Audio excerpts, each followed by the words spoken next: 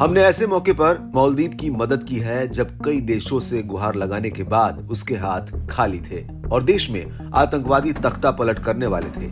ये उस ऑपरेशन की कहानी है जिसके लिए बतौर लोकतांत्रिक देश मालदीव को भारत को थैंक यू बोलना चाहिए। लेकिन इन दिनों मालदीव भारत का एहसान भूलकर अपने बिगड़े बोल से रिश्तों को बेकार करने पर तुला हुआ है। नीले समंदर और टूरिस्ट प्लेस के लिए मशहूर मालदीव पर भारतीय सेना का एक ऐसा कर्ज है जिसे वो कभी चुका नहीं सकता। मालदीव पर जब सबसे बड़ा संकट आया था तब भारत ही इकलौता देश था जिसने उसे बचाया था। लेकिन अब वही मालदीव आज भारत को आंख दिखा रहा है। और तो और मालदीव के मंत्री भारत के लिए विवादित टिप्पणी कर रहे हैं। मालदीव के मंत्रियों की बदजुबानी के बाद विवाद बढ़ता ही जा रहा है।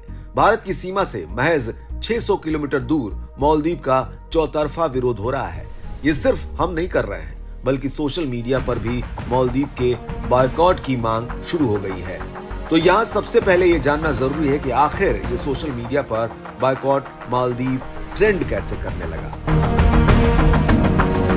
तो ये विवाद शुरू हुआ पीएम मोदी के लक्षद्वीप यात्रा के बाद से। जी हाँ, पीएम मोदी बीते दिनों लक्षद्वीप गए थे और भारत के लक्षद्वीप की सुंदरता को दर्शाया था। इसके साथ ही पीएम मोदी ने लक्षद्वीप की खूबसूरत तस्वीरें शेयर करने के साथ उन्होंने देश की जनता से मालदीव की जगह लक्षद्वीप जाने के लिए कहा। लेकिन इस बात पर मालदीव के मंत्री तिलमिला गए और सोशल मीडिया पर पीएम मोदी की यात्रा का मजाक उड़ाने के साथ आपत्तिजनक टिप्पणी कर डाली, जिसके बाद से ही ये विवाद शुरू हुआ और सोशल मीडिया पर बॉयकॉट मालदीव्स ट्रेंड करने लगा।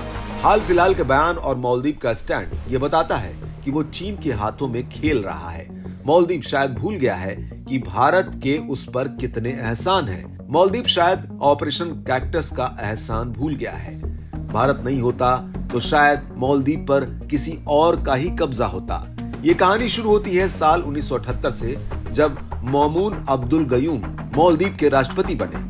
पिछले राष्ट्रपति के कार्यकाल में परिवहन मंत्री रहे गयूम शुरुआत से मुश्किलों में घिरे थे। साल 1988 में नवंबर का महीना और मालदीव की राजधानी में खुलेआम सड़कों पर नकाबपोश हथियार बंद हत्यारे खुलेआम घूम रहे थे।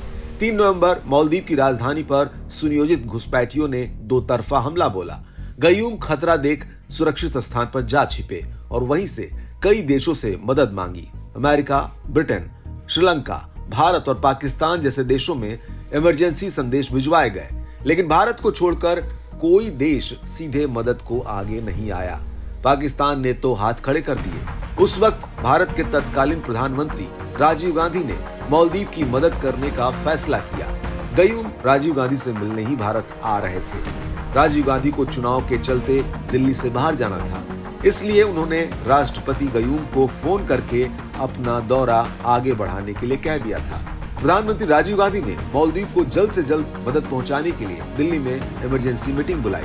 Army chief, air force chief, raw chief और सभी बड़े अधिकारी मीटिंग में शामिल हुए, जिसके बाद 3 नवंबर 1988 की रात को ऑपरेशन कैक्टस शुरू हुआ। भारतीय पैराट्रूपर्स ने राष्ट्रपति को बचाया और जल्द ही राजधानी का नियंत्रण मालदीव सरकार को वापस कर दिया। हालांकि धरातल पर इसे लागू करना आसान नहीं था। मालदीव में छोटे छोटे सैकड़ों आइलैंड्स हैं। ऐसे में संभावना थी कि पैराशूट दूसरे आइलैंड पर चला जाए या समुद्र के पानी से टकरा जाए। उस वक्त भारत के पास मालदीव की ज्योग्राफिकल लोकेशन की भी पूरी जानकारी नहीं थी और न राजधानी माले का मैप था। एक समस्या ये भी थी कि माले एयरपोर्ट पर आतंकियों का कब्जा था, तो लैंड करना संभव नहीं था। जब भारतीय जवान माले पहुंचे तो वहां जबरदस्त गोलीबारी हो रही थी। कुछ ही घंटों में आतंकियों को ढेर कर उनकी तख्ता पलट की साजिश को नाकाम कर दिया गया। ये पहली बार था जब भारतीय सेना विदेशी जमीन पर किसी बड़े ऑपरेशन को अंजाम देने जा रही थी।